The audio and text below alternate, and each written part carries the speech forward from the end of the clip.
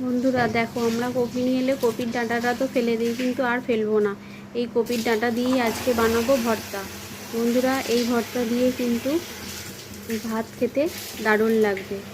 আর এমনি তো ভর্তা খেতে তো সবাইরই ভালো লাগে, নিশ্চয়ই ভর্তা দিয়েই ভাত খাওয়া হয়ে যায়, আর কিছুই লাগে না।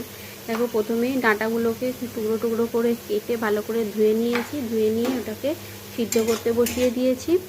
আর ওর মধ্যে একটুখানি লবণ আর একটু হলুদ দিয়ে দিলাম, দিয়ে আবার ওটা চাপা দিয়ে সিদ্ধ করে নিলাম। দেখো, জলটা পুরো শুকিয়ে গেছে একদম।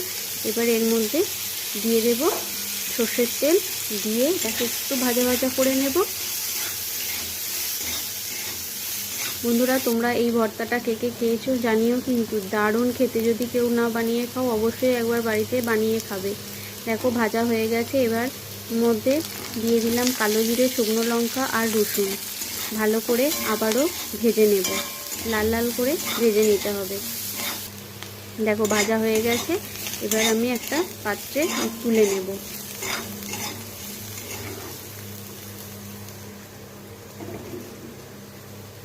আর বন্ধুরা, এই ভর্তা একটু শিলপাটায় বেটে খেলে কিন্তু স্বাদটাই অন্যরকম হয়। দেখো, আমার তুলে নিয়েছি। এবার আমি শিলপাটার মধ্যে দিয়ে দিচ্ছি, আর এতে যোগ করব ধনেপাতা। ব্যাস, এবারে সবগুলোকে বেটে নেব।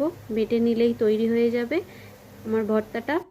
বন্ধুরা, রেসিপিটা তোমাদের কেমন লাগলো জানিও। ভালো লাগলে অবশ্যই লাইক কমেন্ট করো। আর এটা গরম ভাতের সাথে একবার অন্তত বানিয়ে খাবে, দারুণ খেতে বন্ধুরা। ব্যাস, রেডি হয়ে গেছে। ব্যাস, তুলে নেব। ব্যাস, হয়ে গেল আমার ভর্তা। ওকে, বাই, টাটা।